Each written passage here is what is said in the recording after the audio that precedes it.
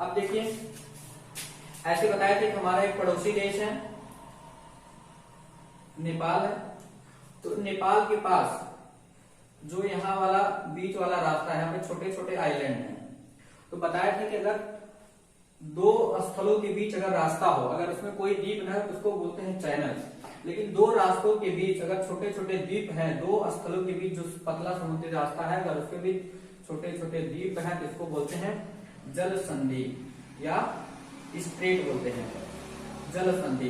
तो भारत और श्रीलंका के बीच भी एक जल संधि है जिसको बोलते हैं पाक जल संधि। इसको बोलते हैं पाक जल संधि। तो कहा जाए पाक जल संधि किसके बीच है? तो पाक जल संधि भारत और श्रीलंका के बीच है। पाक से साथ पाकिस्तान मत लगाइएगा। पाक जल संधि भारत और श्रीलंका के बीच, इसको जल डमरू मध्य भी बोलते हैं। पाक जल डमरू मध्य किसके बीच है? तो भारत और श्रीलंका के बीच है। और इसी को कहा जाए पाक जल संधि, क्यों? तभी कहेंगे भारत और श्रीलंका के बीच है। ऐसे देखिए यहाँ पर हमारा क्या है, यहाँ पर एक भी हमारा छोटा छोटा आइलैंड है जिसको बोलते हैं क्या?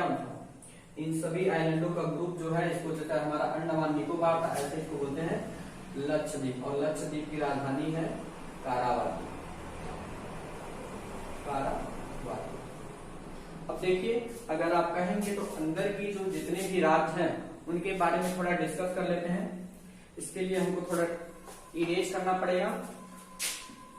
थोड़ी सी जो अंदर के राज्य हैं, तो भारत के अंदर यानी भारत में कुल राज्यों की संख्या कितनी है? कुल राज्यों की संख्या है 28 और कुल केंद्र शासित प्रदेशों की संख्या है, केंद्र शासित प्रदेशों की संख्या है 8। अब देखिए कैसे 8 है। जैसे देखिए, हम सबसे पहले केंद्र शासित को ही निपटा लेते हैं क्योंकि ये 8 है और 8 है तो संख्या कम है, इसीलिए हम केंद्र शासित। तो देखिए हमारा पहला केंद्र शासित प्रदेश है लद्दाख है, यानी लद्दाख हमारा केंद्र शासित प्रदेश है। इधर से थोड़ा सा लद्दाख वाला है। उसके बाद से हमारा दूसरा जम्मू कश्मीर है। जम्मू कश्मीर हमारा दूसरा केंद्र शासित प्रदेश है। तीसरा हमारा दिल्ली है, डी लिखित है। तीसरा हमारा केंद्र शासित प्रदेश दिल्ली है। चौथा केंद्र शासित प्रदेश देखिए जो गुजरात वाला दिख रहे हैं ना, गुजरात महाराष्ट्र, इसको बोलते हैं। देखिए थोड़ा सा इरेज करते हैं इसको, आप लोग लिख लिए होंगे इसको। तो हमारा है दादर नागर हवेली, दमन व दीव, दादर नागर हवेली। इसको बोलेंगे दमन व दीव, दादर नागर हवेली। पहले ये तो अलग अलग यूनियन टेरिटरी थे, लेकिन इसको प्रेजेंट टाइम में मिलाकर एक करके दमन व दीव, दादर नागर हवेली। दमन व दीव, दादर नागर हवेली, ये चौथा हो गया। अब देखिए ये देखिए यहाँ पर बनाए थे लक्षद्वीप। लक्षद्वीप हमारा पांचवा हो गया। लक्षद्वीप और अंडमान निकोबार, ये अंडमान निकोबार है। अंडमान निकोबार ये भी हमारा केंद्र शासित प्रदेश है। और देखिए एक केंद्र शासित प्रदेश जो है हमारा, ऐसे एक केंद्र शासित प्रदेश ऐसा है जो 3 राज्यों में फैला हुआ है। आप उसको ध्यान रखेंगे। पुदुचेरी का नाम सुने होंगे। और जो पुदुचेरी है, देखिए पुदुचेरी यानी कर्नाटक में भी है पुदुचेरी, या पांडिचेरी सो बोलेंगे।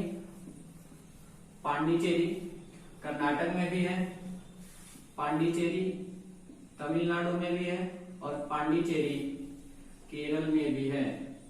पांडिचेरी। तो कहा जाए भारत में कौन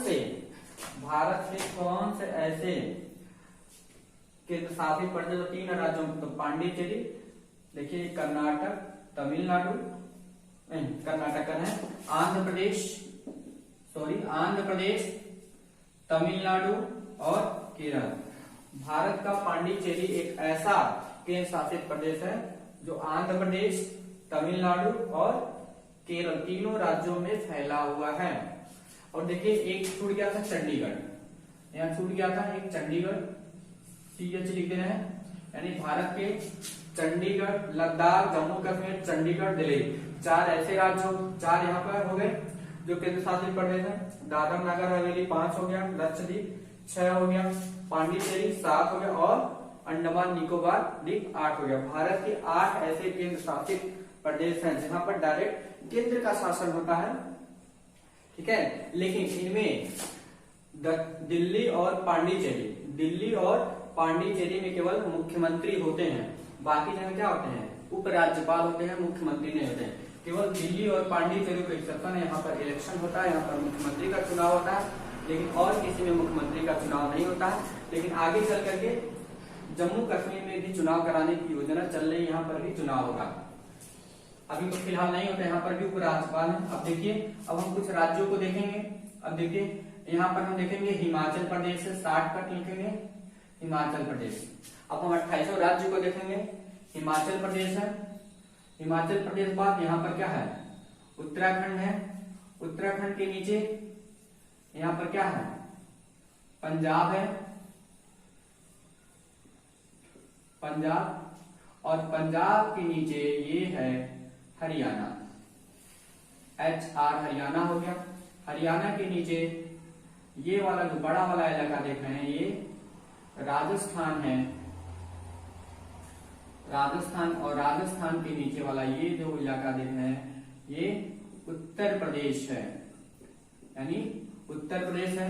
और उत्तर प्रदेश के बगल में ये वाला जो देख रहे हैं बिहार है, और बिहार ये तक है, ये वाला बिहार है, और बिहार के नीचे ये वाला देख रहे हैं ये वेस्ट बंगाल है, और ये वेस्ट बंगाल के बगल में जो नीचे देख रहे हैं ये JH यानी झारखंड है। ध्यान रखेंगे, हिमाचल प्रदेश, उत्तराखंड, हरियाणा, उत्तर प्रदेश, बिहार, झारखंड, वेस्ट बंगाल और राजस्थान।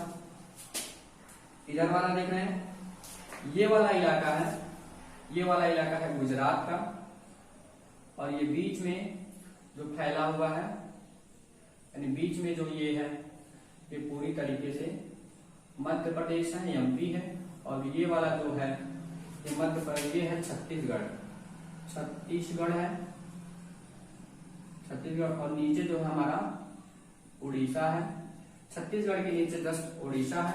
और देखिए ये वाला जो देख रहे हैं ये महाराष्ट्र है, और महाराष्ट्र के नीचे छोटा सा ये क्या है, गोवा है, गोवा के नीचे ये थोड़ा सा क्या है, तेलंगाना है, तेलंगाना के नीचे ये है AP यानी आंध्र प्रदेश, और आंध्र प्रदेश के नीचे देखिए ये तेलंगाना है, और ये आंध्र प्रदेश है, इधर कर्नाटक है, और ये वाला इलाका केरल है, और केरल के जस्ट अपोजिट के क्या है, तमिलनाडु है, केरल के जस्ट अपोजिट तमिलनाडु। एक बार फिर से हम लोग रिकॉल करेंगे, हिमाचल प्रदेश, उत्तराखंड, हरियाणा, उत्तर प्रदेश, बिहार, राजस्थान, छत्तीसगढ़, झारखंड, वेस्ट बंगाल, उड़ीसा, आंध्र प्रदेश, तेलंगाना, महाराष्ट्र, मध्य प्रदेश, गुजरात, राजस्थान, कर्नाटक, आंध्र प्रदेश, तमिलनाडु, केरल। तो इतने ऐसे राज्य हैं जो भारत के हैं। और देखिए अब हम थोड़ा नॉर्थ ईस्ट की ओर चलेंगे, तो नॉर्थ ईस्ट में ये जो अंगूठा वाला देख रहे हैं इसको बोलते हैं सिक्किम, सिक्किम है, सिक्किम। और यहाँ का ऊपर वाला जो देख रहे हैं इसको बोलते हैं अरुणाचल प्रदेश, अरुणाचल प्रदेश। और अरुणाचल प्रदेश के बगल में जो बीच में देख रहे हैं, बीच वाला ये वाला जो इलाका है इसको बोलते हैं मेघालय, ये बीच वाला मेघालय है। और जो अंगूठे वाला देख रहे हैं ये है त्रिपुरा, और इधर वाला अंगूठे वाला जो है इसको मिजोरम, मिजोरम है। देखिए मेघालय, त्रिपुरा, मिजोरम, अरुणाचल प्रदेश, बीच में पड़ता है बीच में पड़ता है असम, असम है।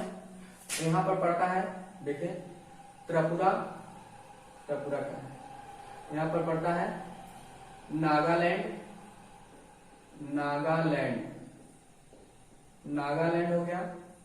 यहाँ पर आएगा मणिपुर, देखिए नागालैंड, देखिए कितना हुआ, अरुणाचल प्रदेश, मेघालय, त्रिपुरा, मिजोरम, असम, नागालैंड, यानी 1 2 3 4 5 6 7, इसको बोलते हैं 7 राज्य को, क्योंकि कल्चर एक जैसी है इसीलिए इसको बोलते हैं 7 सिस्टर। तो कहा जाए 7 सिस्टर में कौन नहीं आता, तो सिक्किम नहीं आता, सिक्किम 7 सिस्टर का हिस्सा नहीं है। तो देखिए अरुणाचल प्रदेश, नागालैंड, असम बीच में पड़ेगा, मणिपुर, मिजोरम, त्रिपुरा, मेघालय, इन सभी 7 स्टेट को मिलाकर बोलते हैं, इन 7 स्टेट को बोलते हैं 7 सिस्टर। तो कहा जाए 7 सिस्टर में कौन शामिल नहीं है, तो 7 सिस्टर में सिक्किम शामिल नहीं है। अब देखिए जो सिक्किम है, सिक्किम और देखिए यहाँ पर बांग्लादेश है, ये बीच वाला जो रास्ता छोटा सा है इसको बोलते हैं chicken neck. Chicken neck, chicken neck का मतलब होता है मुर्गे की गर्दन, यानी मुर्गे की गर्दन जैसी है। तो कहा जाए कि चिकन नेक कहां पर है, तो चिकन नेक नेपाल या चाइना का भी बॉर्डर शेयर करता है और बांग्लादेश, यानी सिक्किम से सटा हुआ जो पतला सा रास्ता है जो पूर्वोत्तर भारत को जोड़ता है, यानी मुख्य भारत को पूर्वोत्तर भारत से जोड़ने वाला जो पतला रास्ता उसको बोलते हैं chicken neck. Chicken neck English Hindi एक ही में आता है, चिकन यानी मुर्गे। अब देखिए भारत के कुल मिलाकर के 28 राज्य हो गए और 8 केंद्र शासित प्रदेश हो गए। अब थोड़ा सा इसके राज्य, जैसे हिमाचल प्रदेश, हिमाचल प्रदेश, उत्तराखंड। आप सबकी राजधानी जान लीजिए, जैसे राजस्थान की राजधानी जयपुर, गुजरात का अहमदाबाद, गुजरात का गांधीनगर, महाराष्ट्र का मुंबई, मध्य प्रदेश का भोपाल, तेलंगाना का हैदराबाद, आंध्र प्रदेश का अमरावती, कर्नाटक का, केरल का तिरुवनंतपुरम हो गया, उड़ीसा की राजधानी कहाँ हो गई, भुवनेश्वर हो गई, वेस्ट बंगाल की कोलकाता, झारखंड का रांची, बिहार का पटना, उत्तर प्रदेश का लखनऊ, मध्य प्रदेश का भोपाल, सिक्किम का गंगटोक, असम की दिसपुर, ऐसे ही लद्दाख का लेह होते हैं, जम्मू कश्मीर का श्रीनगर, ऐसे बहुत सारे राज्य हैं। सबकी राजधानी आप याद कर सकते हैं, इजी चीज है आप, लेकिन राजधानियां पेपर में आती होती नहीं, लेकिन आप लोग अगर याद करना चाहें तो याद कर सकते हैं, लेकिन ये सब चीजें याद रखिएगा। तो ये रहा भारत का भौतिक भूगोल, यानी पूरा कंप्लीट रहा भारत का भौतिक भूगोल। फिर भी अगर कुछ सवाल बच जाते हैं तो आप कमेंट बॉक्स में जरूर बताइएगा, ताकि कौन से ऐसे पॉइंट थे जो छूट गए थे। अब अगले लेक्चर में हम बताएंगे कि भारत के भौतिक भूगोल के बाद भारत बताएंगे भारत की कितने पहाड़ी एरिया, यानी हिमालय पर्वत बताएंगे, यानी भारत का पर्वतीय क्षेत्र क्या है, यानी पर्वतीय क्षेत्र के बारे में जिक्र करेंगे। उसमें बताएंगे हिमालय पर्वत क्षेत्र, भारत के दक्षिणी कौन से, यानी भारत के जितने भी पर्वतीय क्षेत्र हैं, पर्वतीय पठारी क्षेत्र के बारे में जिक्र करेंगे। अभी के लिए फिलहाल यहीं पर और यहीं पर समाप्त करते हैं क्लास को।